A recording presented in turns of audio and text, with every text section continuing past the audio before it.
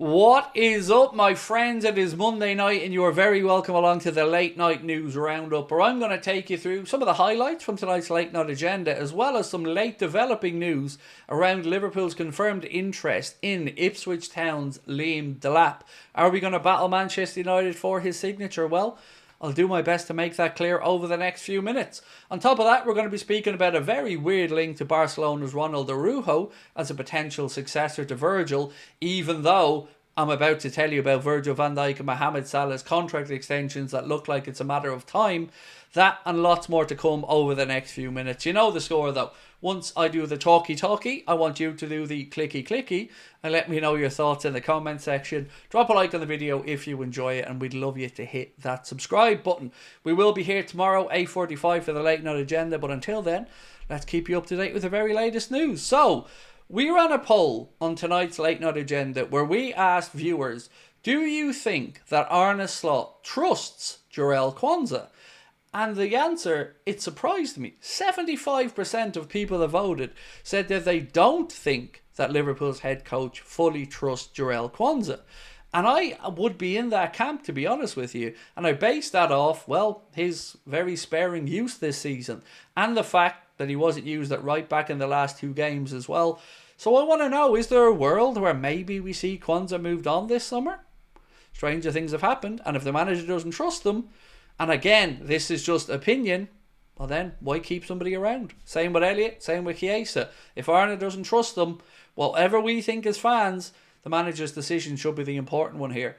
So, Mohamed Salah. Let's talk about his contract and then Virgil. So Mohamed Salah looks like he is inching closer and closer to that Liverpool extension. Sacha Tavolieri has gone as far as to say that Mo is prepared to take even a slight pay cut, whereas other reports have said his contract will be in and around what he's currently on.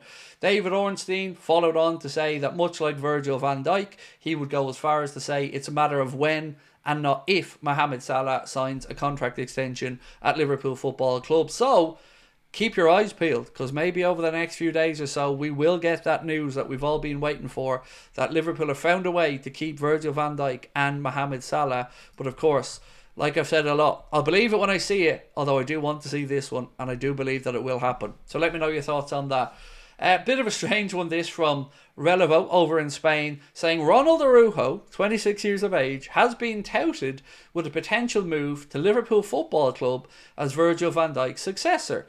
Until July 15th, he can leave the club for his release clause of around £55 to £64 million. Barca's interest in Luis Diaz is there, and the possibility of an exchange has not been disregarded. Now, I've got to say, I'd take that swap. I would. I'd take that swap, thank you.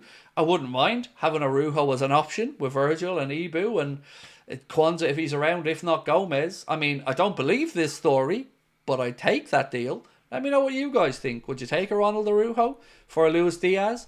Diaz with 2 years left on his Liverpool contract and of interest to Saudi clubs, Al Nassr and a couple of others according to reports. So let me know your thoughts on that. I don't think it's something we're going to be seeing happening, but it is an interesting thought process or experiment nonetheless. So let's talk Dean Huijsen for a minute. El Nacional, again coming out of Spain, have said that Bayern Munich want to secure the signing of Dean Huijsen from Bournemouth and are finalising the details of a 5-year contract to send to the defender's representatives. Manchester United, Chelsea and Real Madrid are also keen on the 19-year-old. Did you notice a name missing there? No talk of Liverpool being interested in Huijsen. We've heard Liverpool's interest in Kirkes from Bournemouth, and it looks like we'll do that deal around the £40 million mark. Then we've heard interest in Antoine Semenyo as well, but nothing really on Huijsen other than us fans talking about him. So let me know your thoughts. For me, if he does move, I'd like it to be not to a Premier League club. I wouldn't like to be strengthening a rival. So if he goes abroad and goes to Bayern Munich or Real Madrid, so be it. But if he's going to move in the Prem, I would very much like it to be to Liverpool Football Club. So let me know your thoughts on that one and where you think he ends up. So I promised you a bit on Liam Delap, and this this broke late as we were doing the stream tonight. Chris Wheeler, I think of the Daily Mail, said Liverpool are among the clubs chasing Liam Delap, and he's Manchester United's number one target. Now we know that Liam Delap will have about a £40 million release clause because of the relegation clause in his Ipswich Town contract, but Is he good enough on his own to come into Liverpool as a Darwin Núñez replacement? I would feel more comfortable if he was part of a two-person overhaul of the attack. So let's say, for instance, Jota and Darwin moved on, and Delap and, I don't know, let's say Delap and Ekitike came in. Known FSG, I think it's far more likely we might see a situation of a Delap and somebody like a Jonathan David who could be on a free from Lille because they're cheap. Did I mention they're cheap? I don't really like to talk about it, but they are cheap. So on this one, what do we think about Delap? If he's United's number one target and other Premier League clubs are looking at him, and we all admit that the kid has something about him, are we being snobbish by not thinking he'd be good enough to come in and lead the line for Liverpool? Or have our expectations just been battered down so much that we actually convince ourselves into thinking that deals that we shouldn't be overly optimistic about are realistic ones to happen? I'm somewhere in the middle of all of that. He does have something about him. I do think he will move somewhere, but quite how good is he? Well, I've got a little bit of information from our friend Ben Bochak of Anfield Sector, who has some numbers around it that maybe will get you thinking. So, Ben said that only Alexander Isak and Erling Braut Haaland have a better goal conversion rate than Liam Delap this season. Isak has a goal conversion rate of 29%, which is really high, and Haaland at 21%.